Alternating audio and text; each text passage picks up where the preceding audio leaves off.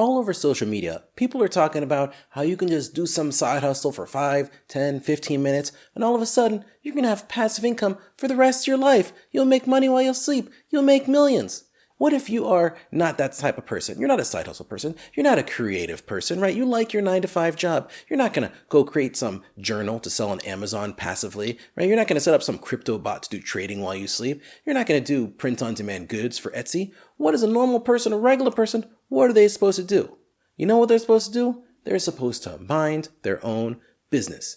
Sounds harsh, but stick with me, right? So you know Rich Dad, Poor Dad, the famous book, Robert Kiyosaki, whether you love him, whether you hate him, there are some gems in that book that you can for sure take with you. And one of them is the concept of minding your own business. What does it mean to mind your own business?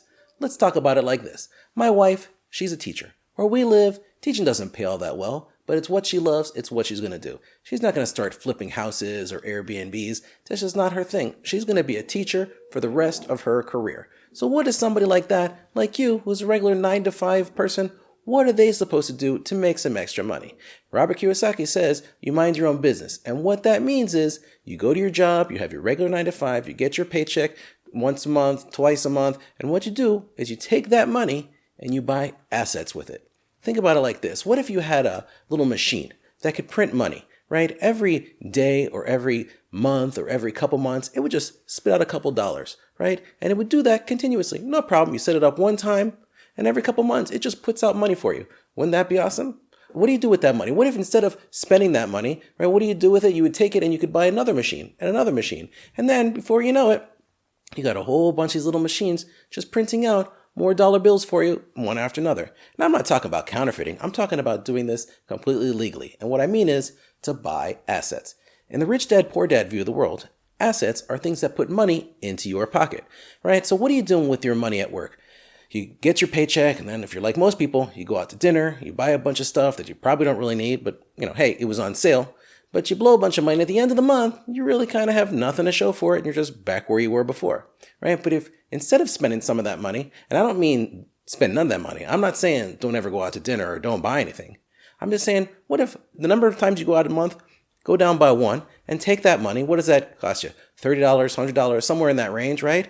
And instead of spending that money by going out, you take that money and you start buying assets. And that's your little printing machine that starts printing money. So what are these assets that make you money? One that I like personally is I like dividend paying stocks. So I buy a stock one time, and then every month or every 3 months, they just pay me money. They give me money for being an owner of the company. And if you own a little bit of stock, you get a little bit of money. If you own a lot of stock, you get a lot of money, right? It all just sort of depends, right? But over time, what happens is you get a payment, another payment, another payment. And with that money, I reinvest it in the dividends and I get more. It's like having another one of these machines that prints you dollars, right? So I have a whole bunch of them now, and I keep getting more and more of them, and every month I buy a little bit more, and I'm just building up a portfolio of all these assets, right? I have a regular 9 to 5 job. Besides, making these awesome personal finance videos, I buy assets, and I mind my business. My business is buying assets, and I use this money to make more money. And while I sleep, I literally am making money. I wake up to notifications on my phone that say, hey, such and such company just paid you a couple dollars, and this company just paid you a couple more dollars. And these things start to add up, right? There's all kinds of assets. I personally like stocks, but there's also bonds, right? You could also do peer-to-peer lending, right? Peer-to-peer lending is when you give microloans to either people or to companies. You might have some guy who's out in Indonesia, or you might have somebody who literally lives down the street from you, and there are platforms to be able to make some microloans, and then they give you interest for having these loans. It helps the people or the company because, they need that money to do their business or to support themselves or whatever it is, but they pay money each month to be able to pay back the loan that you gave them. But with that comes a little bit of interest, and that starts to add up. And you can start to make more loans, or you could buy more assets. They're all over the place. It depends on what you're into. Pokemon cards. Right now, Pokemon cards are super popular, and they're going up in value. Same thing with a lot of basketball cards. They're going up in value. You might be into designer bags, right? That's not my thing. I prefer stocks, but hey, you might not prefer stocks, and you might like the Pokemon cards or the basketball cards or the designer bags, right? There's all kinds of things that you could do. And eventually, if you have enough of these little printing machines, you might be able to buy an apartment or a piece of land or something that has value that you can use to grow more and more and more.